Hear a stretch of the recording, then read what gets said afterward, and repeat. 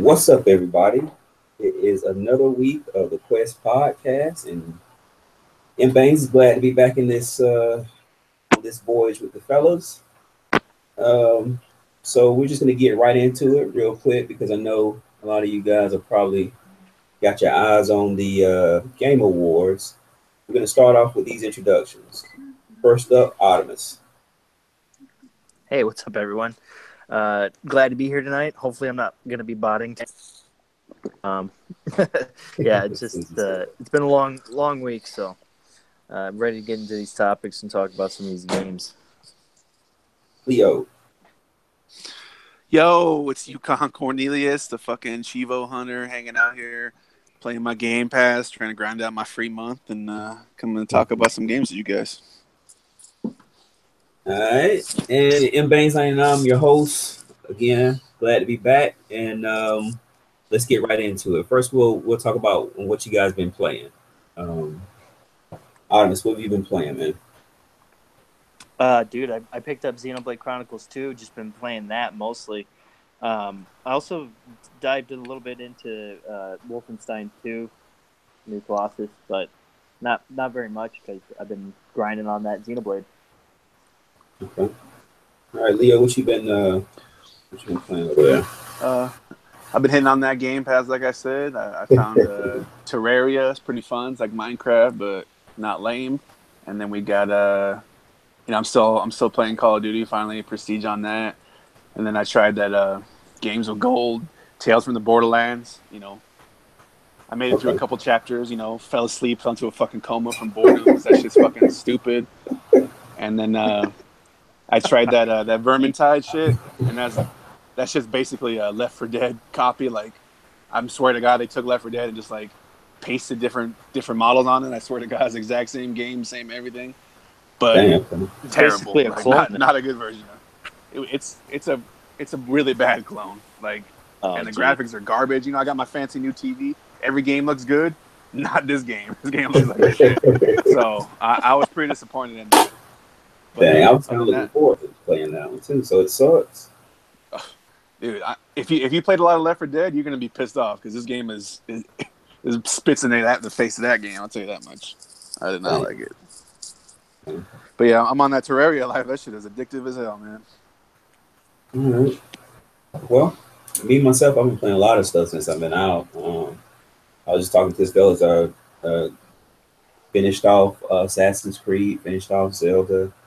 Now I'm on Xenoblade, along with the same thing Ottemis just said.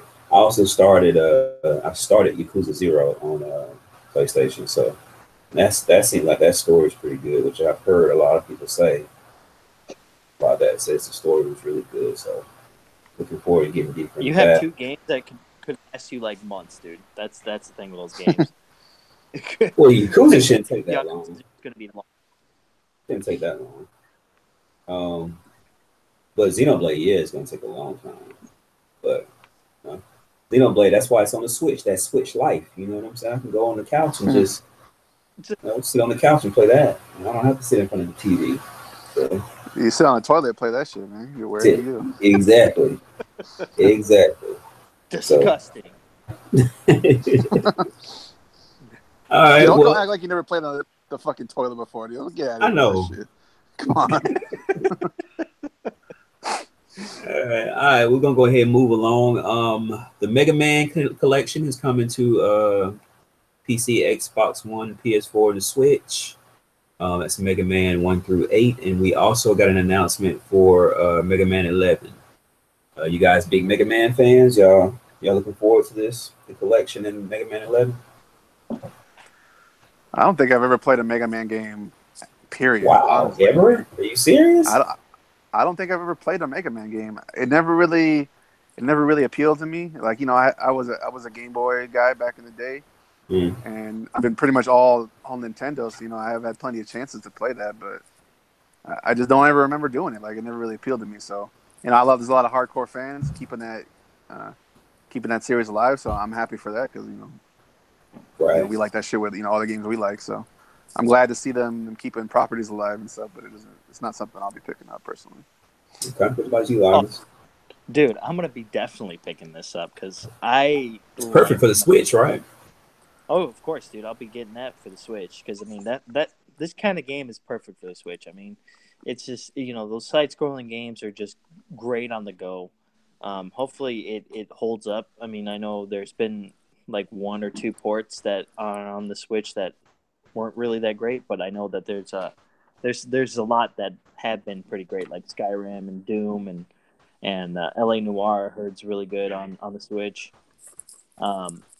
But yeah, I mean, this is definitely going to be something that I'll be picking up for the Switch for sure. All right. Well, me, I'm definitely gonna get the collection, and then we'll see if I probably You getting just it for the Switch? Oh, of course. That's perfect for the Switch. So Okay. and then I'll look at Mega Man 11 whenever it comes out. So yeah, that's a big. I used to play Mega Man all the time back in the day. So those games are pretty tough too. Especially when you got Mega Man like 3 or something like that. Those games are pretty tough. Be honest, I don't even know if I beat him yet. So I played a bunch of them, but I don't know if I beat him yet.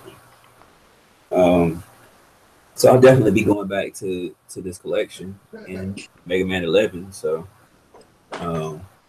I thought it was pretty decent news. Um, any other thoughts on that, fellas? No, man. I just think Mega Man 11 is going to be one of those like games that is really going to take you back to the nostalgia factor, and just kind of bring you back to that old school type of side scrolling type of game. Right, because they showed a couple of clips of what the Yeah, game is, some gameplay, and it looked like it had a lot of old school with a lot of new school flair to it, yeah, which is exactly. interesting. Yeah. So yeah, I'm looking forward to that. And Now, that's the best thing about it is that it's gonna have that nostalgia to it. Plus, it's gonna have that new school, like almost similar to what Super Mario Odyssey did with their yeah, game. Kind of brought back some of that nostalgia, plus the the new school stuff. it's basically going to be what it's going to be better than what Mighty what was it Mighty Number Nine tried to be, that Yeah, Mighty spiritual Number Nine. successor type game. Yeah, so Mighty Number Nine wasn't that bad of a game, but I mean, it was also it just didn't have the legs like Mega Man does. And for them to just to announce that Mega Man 11 is coming, that's mm, like that's beyond what I think anybody was expecting. They're like, no, they're probably never going to be another Mega Man game, right. and then all of a sudden they drop a big huge bomb like that, and that's awesome. Right. Yep. So I guess everybody looking forward to it except Leo, who was somewhere off and somewhere I else don't when know. Dude, he's not a I can't nostalgia. believe he never played He Mega he I Man. don't got know he what I got was into playing. gaming when the original Xbox came out. He's not a It's video game. get the fuck out of here. I've been playing a fucking Game Boy when you're in fucking diapers. The fuck out of here. Well, come on, Leo. All right, let's move on. Um, Next topic. Will Xbox One X or PS4 Pro have the best looking graphics in 2018? Who wants to See, go first? that's a good thing because I think it is too. if they do try to push for both consoles to have the best looking graphics, that benefits us all. And if they can push the X to its limits, next year or even beyond next year, it's gonna really gonna blow a lot of people and a lot of developers out of the water, with some of these games, and I think it's gonna become the new standard. See, I look at it from this angle. Like, you have a lot of PS4 games that are exclusive that are actually going to push that console. You know what I'm saying? Like, Right. games are just going to be graphically intensive, right? But the Xbox exclusives aren't going to necessarily push the Xbox One X. Um, True. Crackdown 3 is not going to push it. Sea of Thieves is not going to push it. From what we've seen of State of Decay 2, it's not really going to push it. So if it's like if you're just exclusive, like you can't compare one's exclusives to the other. So you know what I'm saying? So it could be like, oh, within PlayStation 4's games, they were graphically more intensive than Xbox exclusives. So as far as that goes, PlayStation 4 Pro had the best looking graphics, and then Xbox One X wins every multi-plat down the line, which it should. Right. But that's the thing about Yeah, exclusives. that's the thing. I mean, You can't compare one's exclusives. I mean, you can't. Digital Foundry can't do a breakdown of the X versus the PlayStation 4 Pro on a God of War. You know what I'm saying? Because it's only on the PlayStation, and you know that right. God of War Well, is going to push the PlayStation. I also don't think that it's really gonna be all about the the exclusives. I think it's gonna be more like they're gonna try to push multi-plats to Mm-hmm. look, the best that they can on both consoles. And it's kind of about time because I mean the Pro wasn't really getting much love for a while there, and now it's going to start getting some love, and I think a lot of people are going to start buying these Yeah. consoles more and stuff like that. So I mean Yeah, if I it guess. if you definitely push it, hopefully it'll be next year. Yeah, They I kind guess of you can look at it as in like these games will be built from the ground up for these, hopefully catering more to these higher systems and then scaling down to the lowest common denominator. So hopefully we'll see that. right. And I do think, even though I think that, in most comparisons, the X will come out on top, even though it seems like in some of the comparisons it's been having more frame rate issues. But as far as the looks, it's going to come out on top on just about every one. But it'll be good for both systems because you'll get the best out of both systems. But because the games will have these systems in mind from creation. So yeah, I think I think you're it's a botting, bro. good. Can you hear me? Is he botting over there? Yeah, we can hear you. I think you were Oh, botting for a second. okay, my bad. Leo, what you think, man? I think if we're talking about all of 2018 in general, I think it's a little bit too early to. I think we got to wait for E3 to see if Xbox is going to go on the same path they're going, where they're like, oh, we'll make exclusives next year, like they've been saying for the last few years. And then we can see what's going on with it. As it stands right now, PlayStation they have their higher graphical games. I mean that's what they're known for right now. Even though the Xbox One is obviously a better console, you know, possibility like it can do way more, but there's not a lot to push it if you're not playing Forza or some shit. Like I don't know what game would be out right now that can push it. Like maybe Assassin's Creed. Fucking Sony has that shit too. So we'll have to see come E3 time, or maybe even tonight the Game Awards. You never know what they could release. It's the end of the year. Maybe they wanna sell them Xbox One X's, so they might not something. Who knows? Yeah, I agree with that. I think I think the with the Game Awards tonight, I think we're going to see some stuff there too, that are probably going to push these consoles to what their potential is, and because PlayStation 4 Pro hasn't hit its potential. No, it hasn't. Still It at really its hasn't. it's still at its like early stages, and I don't think the X is going to push its potential at all yet. So it's going to be a little while before we see something Yeah. And that's the thing too. spectacular. The PlayStation hasn't really been pushed yet to its its furthest potential. So the X has a lot of room to clear. It should have a lot of room to clear. So I'm excited to see what games are going to look like on the X. In the next year. Maybe the beginning of 2020. But then you're starting to turn into getting into 2019. I'm sorry, but you'll start to get into the end of the generation then.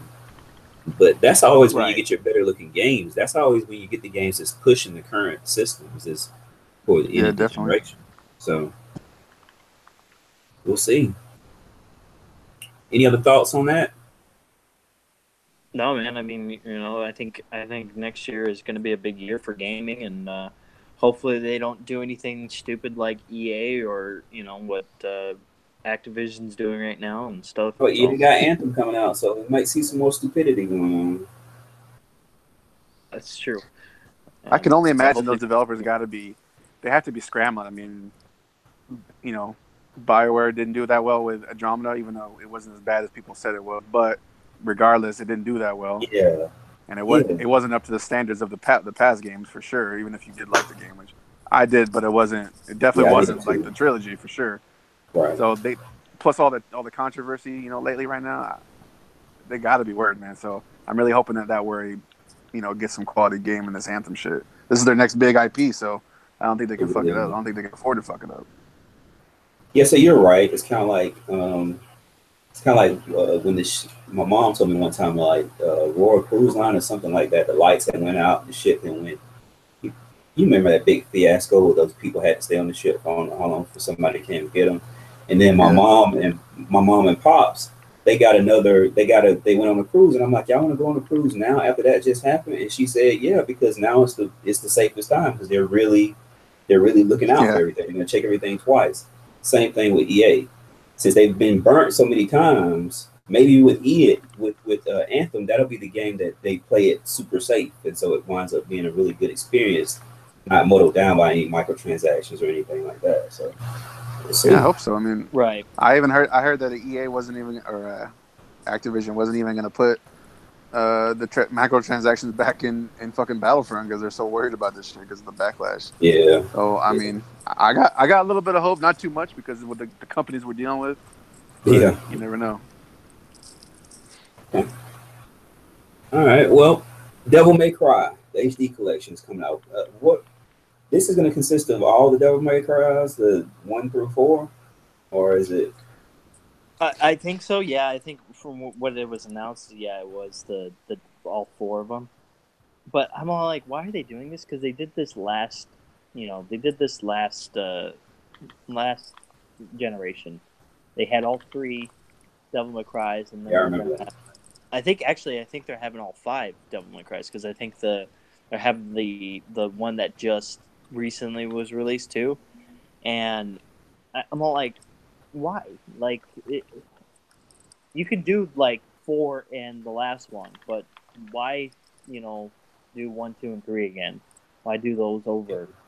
I mean, how much better are you guys going to make it look? I mean, they haven't really kind of shown how they're going to make it look, and if they're going to enhance the graphics or just, up the resolution for them. We just don't know too many details, but I mean, for the most part, it seems like it's just another cash in. That's all it is. And they don't even have to make it look that much better, dude. I mean, really look at fucking Skyrim. Look how many versions of Skyrim we got now. You are right. Like, and people keep buying them. Like, fuck, man, how many goddamn times you need to play Skyrim? It's a great game, but do I need fucking 5 versions? Like. And so our developers like, I guess I'll make 10 more versions of Devil May Cry edition, and people are gonna fucking buy that shit. Because you know what, they like it so much. I wouldn't buy it. I wouldn't buy it for the PS4 or Xbox One, but if they had a Switch version, I'll pick it up. So this motherfucker, this would. Switch player over here. I would. I would. I'd pick it up. If there was a Switch version of this collection, I would pick it up. Well, there's your fucking answers right there. You guys both fucking agreed to buy this shit already. So there you go. That's why they keep making them. Hey, and you just said it too about Skyrim. I'm still holding my hand, basically saying no. You will not buy Skyrim on the Switch. You will not get it on the Switch. Telling yourself that you're like, I keep trying to tell myself. I'm not gonna buy it. No. And you know what? I'm like holding my hand to say, hey, don't buy Doom, and I'm all like, because I really kind of want to play it on the Switch just to have it on the go. But at the same time, I'm all like, if I buy it, I probably won't play it. That's the problem. Is like when those games come out like that, it's like, are we really gonna play them? Are we really gonna, like Skyrim? Are you really gonna play it throughout those how many hours? I don't know, dude. Don't you want the Master Sword in fucking Skyrim? Like, I don't know, man. Sounds like a good idea to me. I mean, that's true. Yeah, I mean, it's kind of right. But it's kind of hard to say if I'd actually like go through it and play it all the way through. I mean, I got the Xbox One version of it just because it was on sale, like, a couple months ago, and I started playing it for a little while, and I'm just like, you stop playing. It looks great and all, and like I had a lot of fun with it. I'm not gonna bash it, but it came out in the 360 days. It's not that impressive anymore. It's a fun game and it's great. But when you after playing all these open world games nowadays, I mean, playing The Witcher 3, come on, man, it's hard to stand up with these games anymore. Yeah. So even Fallout 4. I mean, It's hard to come back to these games. I would Devil take May Cry, Fallout isn't that 4 on cool? the Switch. I would play Fallout 4 on the Switch. But anyway, but with You're just this, gonna buy everything for the Switch if it comes out, aren't This you? not because I'm not getting Wolfenstein for the Switch. Like I'm playing that on the X. Yeah. And then there's another game that's dropping on the Switch that's pretty big next year. That's a third party game. God, I thought it was two of them that was coming to it. But anyway, as far as this Devil May Cry, like I said, to me the collection is cool. That's fine. I'm the only way I'm in if there's a Switch version. Other than that, I'm just gonna wait for 5 because I played them all. I beat them all. So I beat them all except for that newer version that came out this generation. That they Ninja Theory redid, I think. I haven't beaten that one. That's the only one I haven't beaten. But the mainline series, like 1 through 4, I've beaten all those. So I never liked Devil May Cry. I like Bayonetta. I like that kind of like, smashing or button mashing fucking game. But I never liked Devil May Cry, man. I don't know, something about it never really appealed to me personally. Maybe because Bayonetta's got naked girls in it, I guess. I don't know. I'm about to say because the combat looks like I haven't played Bayonetta, but I've watched streams of it, and the combat reminds me a lot of Devil May Cry. It's very similar. Yeah, it looks similar, but I like the humor in Bayonetta. I like the way it's not as serious. It just seemed like more. I don't know. The story was more engaging. And Devil May Cry is just kind of like, I don't know. This guy's mad as fuck for some reason. Yeah. There's like a clone. There's like another one. I don't know what the fuck's going on. Right? I got confused in like 2 seconds. I'm like, I'm done with this shit, and I put it away, and I'm gonna move on to something else. Yeah, after a while, you kind of read the story. It has something to do with him being upset with his father. That whole thing, and then between him and his brother too. So yeah, you kind of lose the story and just go with the gameplay. That's one of those things. But yeah, like I said, I'm in for a Switch version. If they don't have a Switch version, then no, I'm straight. I don't think it is. I think it was only PS4, Xbox One, and PC. Yeah, I see. Yeah, so. All right, well, I'm sure they'll probably try to put it on the Switch, but who knows? Yeah, it'd be perfect for the Switch, you would think. It's a linear game. You know what I'm saying? It's not like it's open world or anything. It's not. I mean, it should be able to handle it. The Switch should be able to handle it. And it would actually fit pretty good on the Switch, actually, because they're such old games. Right. So maybe we will see that Switch announcement. If you see that, I'm gonna get it. Next subject.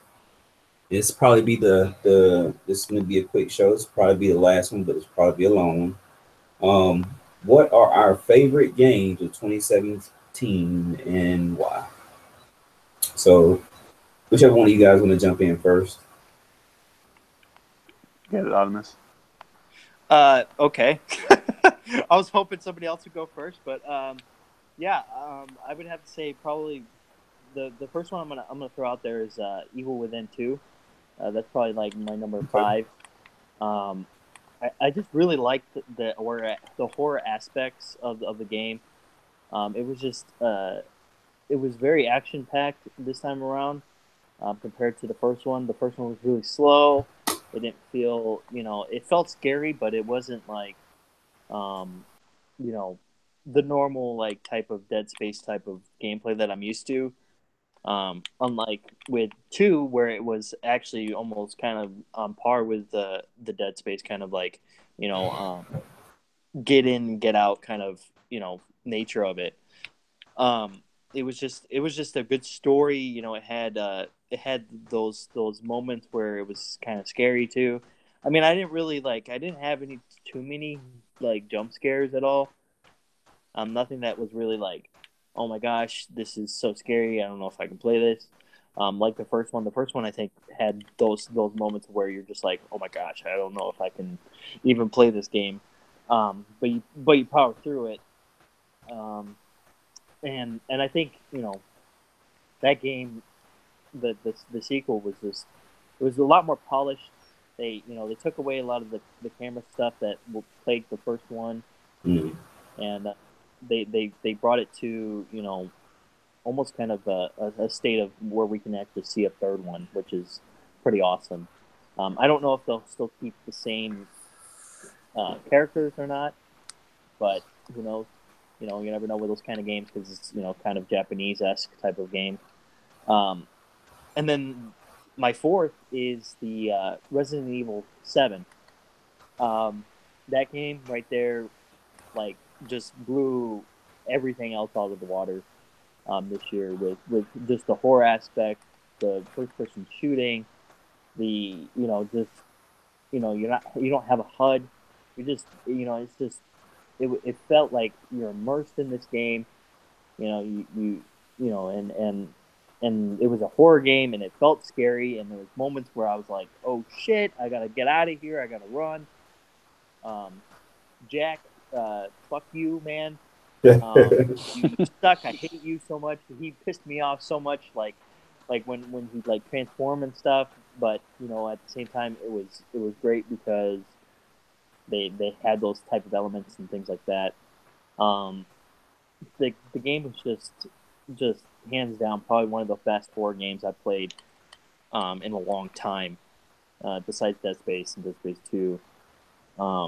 Yeah, that game just absolutely blew all the other Resident Evils out of the water, and I hope they continue to make those games like that. My third game, and I hate to say it because it's probably even on my worst games of the year list. But I had a lot of fun when I was playing it. It was Destiny 2. When we were playing it, because I played with you guys a lot of the time, it was a lot of fun. We had a blast playing it, but at the same time, I think the mechanics were just not what we wanted, like with the first one. But it was still fun all the way up until the point where you get to the end, where there's just a ton of grinding, duplicate of exotics, things like that. It was just it just didn't hold my attention for very long, but it was still a fun game while it lasted. I think if anybody wanted to jump in and play it now, they could. They could still probably jump in and play it because there might not be very many people playing it right now, but at least you can still play the story, and because I actually liked the story, I thought the story was really good in the game. I thought they did a good job. I thought the boss battle at the end was kind of weak, but that's just because you had those circle power up things around the boss that you could just jump into and use your power up like every time. I thought that was kind of weak. I think if they would have like kind of taken that out, they would have made the boss battle even harder, and it probably would have been a better boss battle. But for the most part, the game it was an MMO, but it was more like an RPG, not really MMO-esque, because I feel like there was just not much content at the end. In the end game, it feels like they focus more on like getting the story right this time, and less about doing the end game. And they should have done that. Right. They should have done that with the first one and focused on the end game too as well.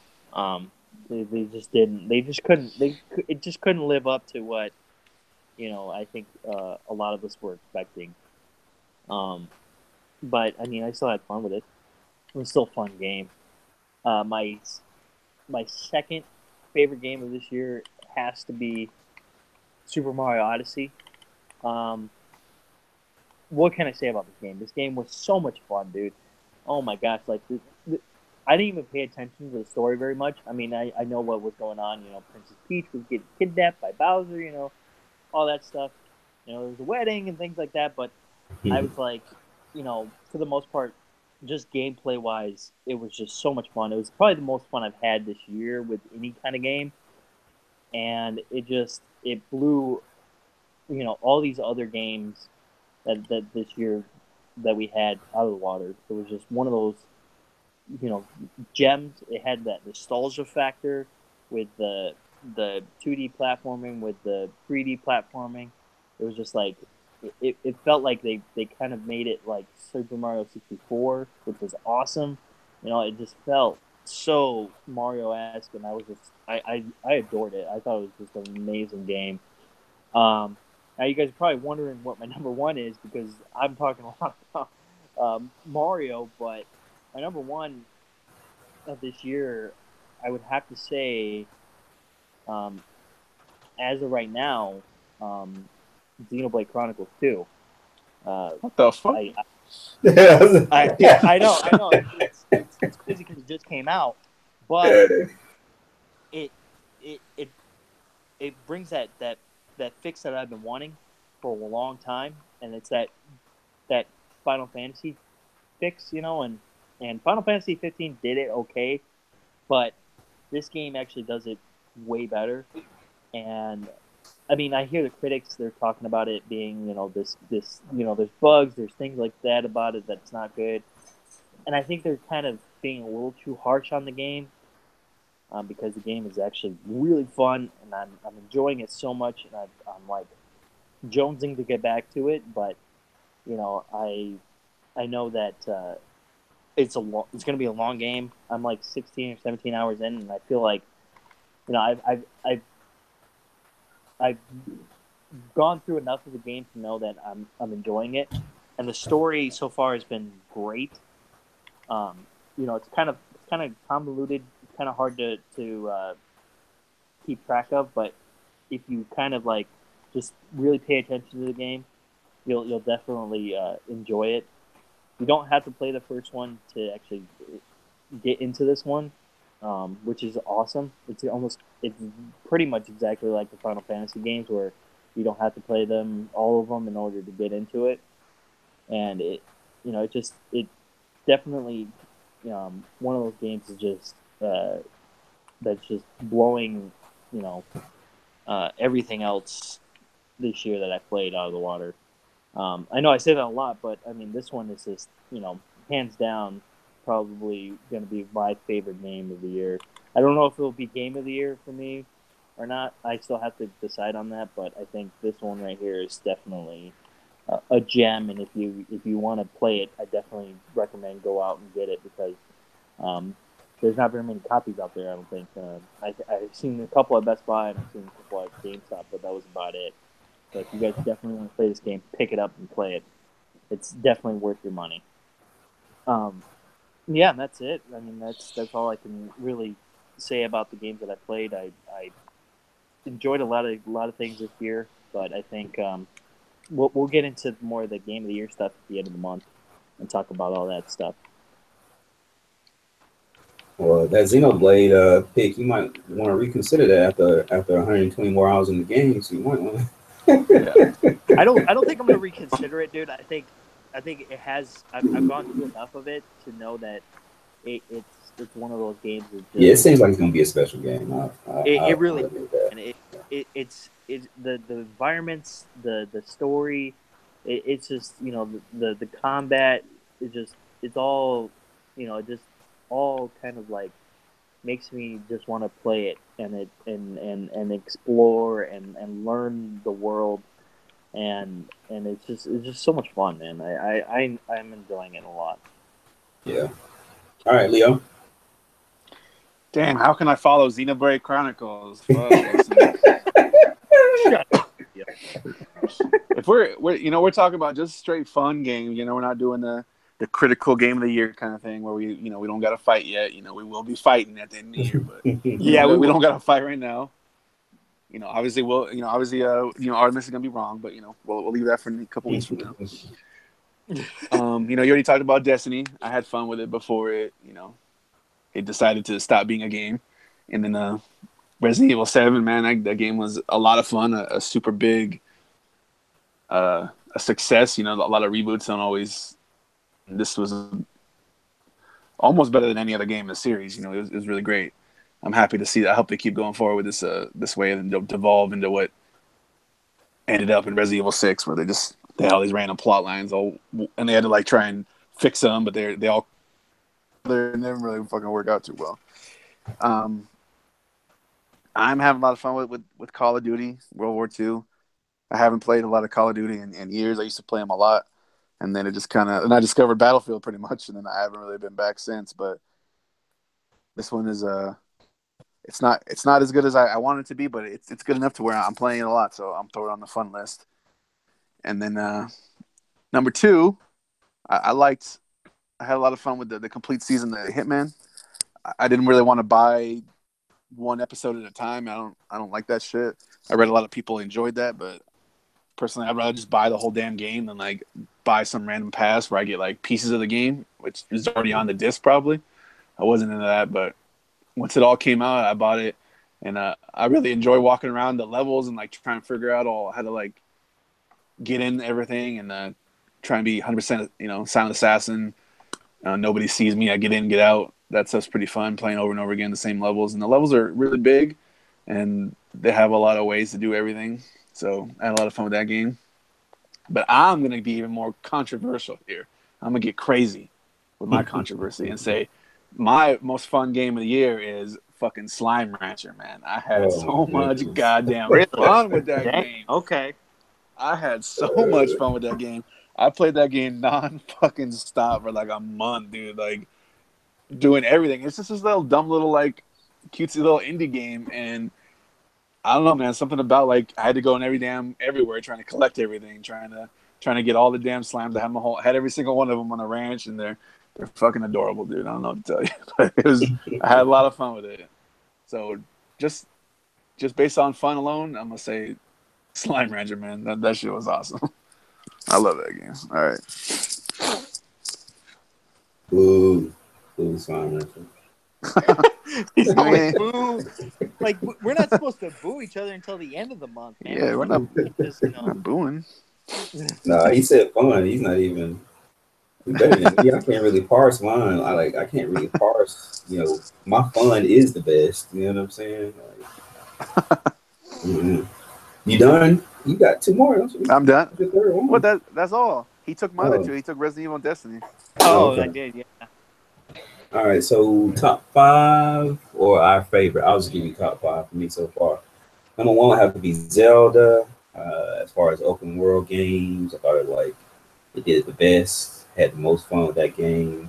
Just basically exploring, finding different things, and like I was telling the guys earlier, it's like the best thing about that game is you could be dropped just about anywhere, and you could have like little to nothing as far as weaponry, but the environment around you could still use that to get by. And with a lot of games that are open world games, that just doesn't happen like that. If you drop somewhere without enough to get by, you're not going to get by. But because you're not going to be able to use it, the environment is not going to be set up to be dynamic so that you can use it to progress, which Zelda was like that. So that's my number 1. Number 2, number 2 would probably go to Horizon Zero Dawn, because I spent a lot of time in that game. I really loved it. Thought the world was different. It was kind of a mashup of a bunch of different games, but it was still different in its own right. I love the bots. It seems like they were the AI in that game was pretty decent, depending upon what level you played it on. Especially as far as flanking and stuff like that, those bots seem like they would really try to they were more strategic about. Some of them would just ram you, but if you got enough, if you were going up against enough of them, it seemed like they would be kind of strategic in how they tried to attack. So that was cool. Horizon Zero Dawn was really cool. I haven't played the Frozen Wildlands. I have it, just haven't went through it yet. But as far as the base game, I thought it was a great game. Number 3 would have to be Rhyme. It was an indie, and it was surprising. Like, the story was really good, but there was no audience. I mean, there was no nobody talking, and it's basically a puzzle platformer. But it was a really, really good game. I mean, after I finished that game, I remember me and my wife were on the trip. She had to go to Virginia, and I was sitting there playing, and I started clapping at the end. She started looking at me like I'm crazy. But when I finished the game, I was just clapping because that game was so good for an indie. I mean, really good. Let's see. We'll get more into this stuff A little, a couple weeks, I guess another week or so. But anyway, that was number 3. So number four, just thinking off the top of my head, probably be Hellblade. What was it called? Psychosis that she was going through, and if you played it with headphones, all the different voices in your head going. I mean, you would almost feel like you were going crazy.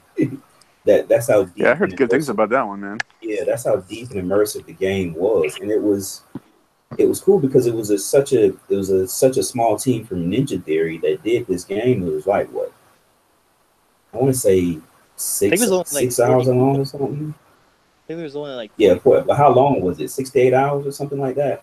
But anyway, but it was a really, really good, solid campaign for that time for that amount of time. Combat, I like the combat. The puzzles were cool.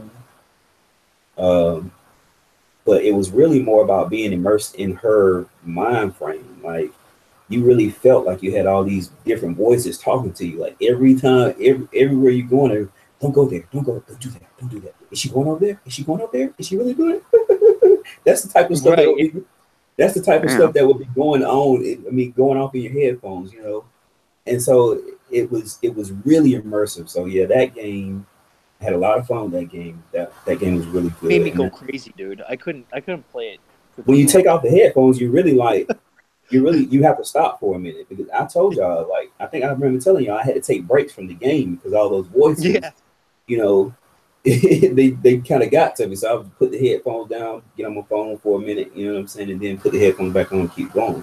And that's how immersive the game was. So Hellblade is a really good game. And then number 5 would have to be Resident Evil because it was such a surprise. I started it, didn't really expect much out of it, and by the end of it, I was fully satisfied. It was a really good game, really big surprise. Capcom did a really good job with that Resident Evil. I think they need to, just like Leo was saying, I think they need to, keep along that path. Especially Ottemis just reminded me like the no HUD thing. Like I didn't even playing the game. I didn't think about the HUD. I just knew I had to depend on other things to get me by. I had to depend on my memory to get me by. But I didn't think about the HUD. But now thinking about it, I'm thinking like that was a good non-implementation. Not having a HUD there just made you that much more immersive in the game. So, Resident Evil's on number 5. So we get more. That game was scary, man. Yeah, it was. It had the first few levels, the first few areas, man. I was playing in the dark. I'm gonna go all into it, and then I was just scared, man. I had to take a break, man. It's been a while since I had to take a break. Shit's pretty nerve-wracking, so I had a lot of fun with it. Those first few levels, man. I agree with you, man. Oh gosh, like when the dad Jack when he's running at you, or like that's what got me. Jeez, get away! Mm-hmm. It's just like, come on, man. What do you guys think about the end of it? Because a lot of people crush it for the last part of the game. What do you guys think? I think if you choose a certain path, I think the ending's really good. But if you choose the other one, it's kind of like what. I did both. I played it twice through, and I liked the ending. I think the ending, I did too. Fitting, and it says, hey, we're gonna continue to make the game like this, later on in the future with maybe even 8 and 9, and hopefully they continue to bring that type of gameplay to Resident Evil because it really fits in that realm. And it feels like it's the scariest Resident Evil I've played in since 1. Since playing Resident Evil 7 and then going back and playing, because I told you I played Revelations on the Switch and I finished the first one. That same type formula is there. You know what I'm saying? Like, you can feel it. Like, it's like at that point they still had it right before it went wrong. You know what I'm saying? Mm-hmm. Because I kind of felt the same, even though it was third person. I kind of felt the same way I did playing Resident Evil 7. Now, of course, it's not as scary because it's not as realistic. You know what I'm saying? But you could tell the formula was still right at that point in time. So I'm hoping they keep going with an extension of 7 and keep going that way, because I think that's, even if they wanted to do it third person, as long as they keep that same frame. First person is perfect, but even if they did want to go back to third person, as long as they keep the same frame that they have now, I think they'd be successful. But, Yeah, well, I think if they keep the first person for the main titles, and then like if they continue with like the Revelations and they put that in third person and continue that, I think the games will be great. And because I mean, Revelations and Revelations 2 was awesome. I mean, they were probably the best, well, some of the best Resident Evils out there. Revelations was a really good game. The story was really. I was surprised. I was very surprised. Like, it was a really good game. And I'm looking forward to playing 2. But I figured I'd put Xenoblade in the middle of them, so probably won't play it for another 150 hours. I don't think Xenoblade's that long, dude. When I played it will be lollygagging around and looking at the world and just like. But see, that's my thing. I explore. That's why I spent 115 hours in Zelda. Yeah. Because I do a lot of exploring. You know what I'm saying? The game is not that long. Like, you don't have to. I mean, Zelda can be done in like, I'd say 15 hours or so. Like, if you want to pay. I heard you could finish Zelda in like 10 minutes. Because you can just. You can go. That's one of the good things about the game is like everything is open for you. So you can, as soon as you come out of the place that you come out of, you can make a beeline straight to Ganon if you want to. I mean, you can do that. Yeah, but I think you need to be a top tier player if you will do that. Yeah, it's kind of spoiling the game, I think, at that point if you do that. Right. But yeah, have you guys played any of the DLC for Resident Evil? Is that No More Heroes thing out? I didn't know if it was out yet. I heard about it, but I know some of the DLC is out. Like they released some earlier. Yeah, they had a couple of. I think they had the one with what's her name, the mom. Where you're in the bed the whole time, and then they had one with the son, I think, and like you're like playing one of his games or something like that. Yeah, I heard those were really cool. I heard they were good. I didn't pick them up or play them. I was actually kind of waiting for the Chris Redfield DLC that was coming out. I think that due out this month, Hero or something like that. Yeah, it's No More Heroes. I'm pretty sure that comes out this month. Okay. Or Not a Hero, one of those ones. But yeah, another thing, Ottemis, you need to try that Zelda, man. You need to get back to it. I know, dude. I'm gonna get back to that because I think I didn't give it a fair shot. I think that was one of those games. I think it was at the time where I was all like, I was so hyped for it, and then like I was disappointed by freaking Mass Effect Andromeda, and then what disappointed me with Zelda was the fact of the breakable weapons and stuff. But then again, my brother-in-law was all like, dude, if you play it all the way through, you'll get used to it, and you won't even care anymore that you're you do. Mm-hmm. You get used to it. All right, I gotta give it another shot and play it again. I definitely, that's why I didn't make my favorite games of the year, but I think it is definitely deserving of that game of the year. I think it'll definitely go down in history as being one of probably the best Zeldas to ever grace the consoles. Just because of how open and how expansive it is. It's a huge game. Right. And like you said you spent 115 hours or something like that in the game. I mean, yep. That's a lot of time, man. That's a lot of just going through and exploring and figuring out what you can do. Exactly. That's a lot of fun, I think. So I'll definitely go back to it. And one thing I'll say about that game is like you'll explore in a lot of games and you won't get rewarded. But there's not one time that I explored in Zelda and I did not feel that I got rewarded for exploring. Like I found something that was, really useful, for my journey, just for, going off the beaten path and just exploring a certain area. It might run me into a shrine, which is like that Zelda's version of tombs. But once I'm done with that shrine, I got rewarded. I felt like the reward was good enough for me going out that far. So that's one thing about that's why it kept me exploring, because I always got a comparable reward to what I thought I should get for going out that far. Yeah. So a lot of games, they'll get you where you'll explore, won't come back with anything. You're like, man, I'm not doing that anymore. So you go on. Right. Yeah. Exactly. But Zelda's not like that. Every time I went far out, I got rewarded. It enticed me to keep going, and that's why you wind up spending so many hours in the game.